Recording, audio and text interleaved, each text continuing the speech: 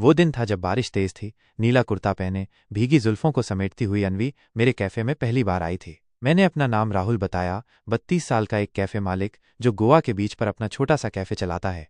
उसने पहली बार आकर बस एक कॉफ़ी मांगी, पर उसकी नज़रें मेरे चेहरे पर ठहर गईं और फिर वो हर रोज़ आने लगी। हमारी मुलाकातें लंबी होती गईं और बातें गहरी होती गईं।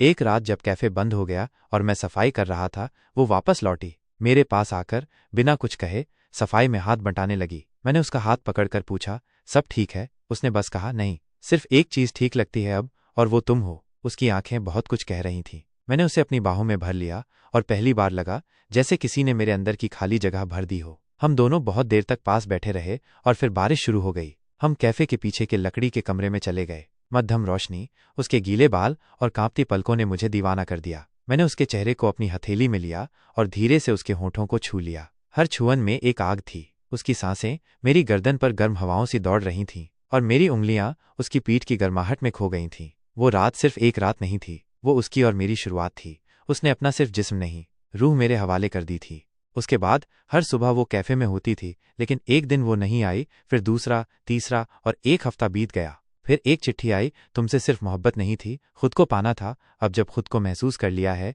मुझे खुद से भी प्यार करना है, लेकिन तुम मेरे जिस्म में हमेशा जिंदा रहोगे। वो चिट्ठी पढ़कर मैं टूट गया, लेकिन उसकी खुशबू अब भी कमरे में थी। एक महीना बीता, एक रात दरवाज़ा खुला और वो फिर लौटी। भीगे बाल, लाल साड़ी और आंखों में सीधा जलता हुआ इश्क। मैंने पूछा, क्यों लौटी हो? तो वो मेरे पास आई, मेरे हाथों को अपने पेट पर रख दिया और कहा, अब सिर्फ यादों से काम नहीं चलेगा। उसके होंठ मेरी गर्दन को छूने लगे। उसकी उंगलियों ने मेरी शर्ट के बटन खोलते हुए कहा, अब मैं पूरी तरह तुम्हारे अंदर खो जाना चाहती हूँ। हमने एक दूसरे को पूरी रात जिया। उसकी सांसें मेरे सीने पर दौड़ती रहीं और मैं उसकी हर धड़कन पर खुद को रखता गया। कमरा हमारी सांसों से भरा हुआ था और तकिए उसकी सिसकियों से। फिर हम हर रात एक दूसरे में समाये रहने लगे। वो अब मेरी थी और मैं उसका। लेकिन एक रात वो फ़ोन पर किसी से धीरे धीरे बात कर रही थी।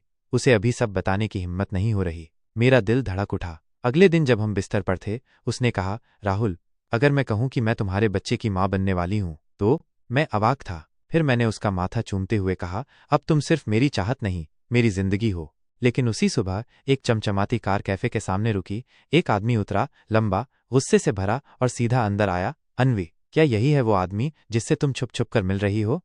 वो विक्रम था, उसका पति। मैं कुछ समझ नहीं पाया। अन्वी ने उसकी आंखों में आंखें डालकर कहा, हाँ विक्रम, यही है वो जिसने मुझे सिर्फ जिस्म से नहीं, रूह से अपनाया है और अब मैं इसकी हूं। विक्रम गुस्से से आग बबूला हो गया, लेकिन मैं शांत था। अन्वी ने मुझे पकड़कर कहा, अब मैं पीछे नहीं जाऊंगी, अब तो यही मेरा घर है, तुम्हारी बाहों में।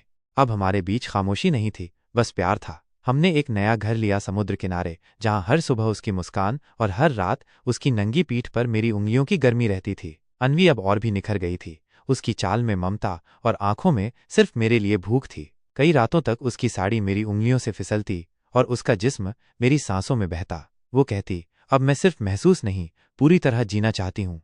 लेकिन फिर एक दिन विक्रम फिर लौटा, इस बार पुलिस के साथ, फर्जी पेपर्स और धमकी के साथ कि बच्चा उसका है।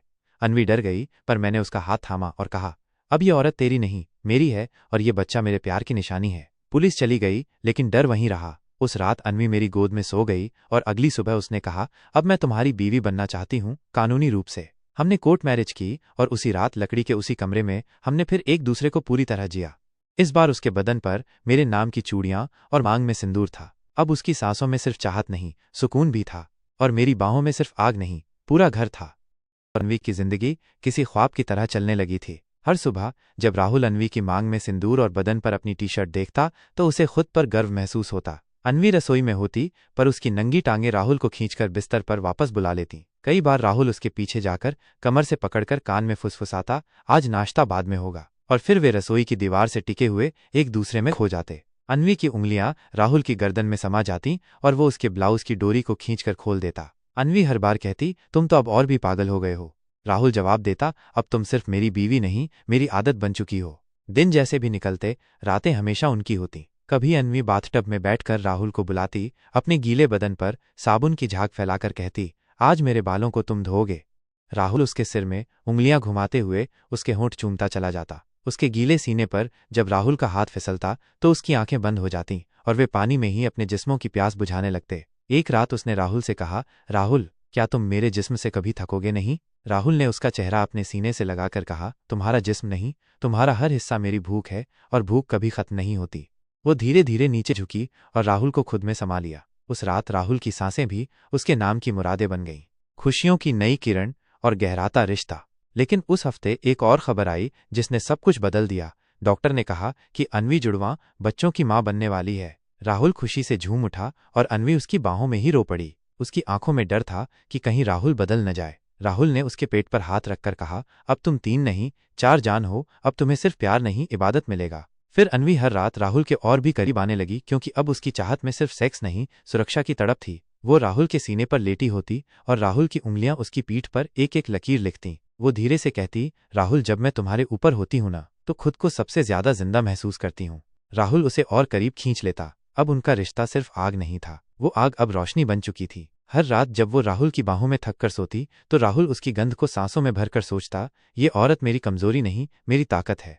मातृत्व और प्रेम की नई पहचान। दोनों बेटियों के आने के बाद जिंदगी जैसे एक नई किताब बन गई थी, जिसमें हर पन्ना सिर्फ प्यार, ममता और जुनून से लिखा गया था। अन्वी अब 2 नन्ही जिंदगी की माँ थी, लेकिन उसके बदन में अब भी वही जादू था जो पहली बार राहुल की उंगलियों को रोक नहीं पाया था। वो जब बालों में तेल लगाते हुए आईने के सामने बैठती, उसकी साड़ी उसके गीले कंधों से खिसकती, तो राहुल की नजरें वहीं अटक जाती। कई बार जब बच्चे सो जाते, वो राहुल के पास आती, अपनी चूड़ियों की खनक के साथ उसे चिढ़ाती और कहती, अब भी मुझे उतना ही चाहता है।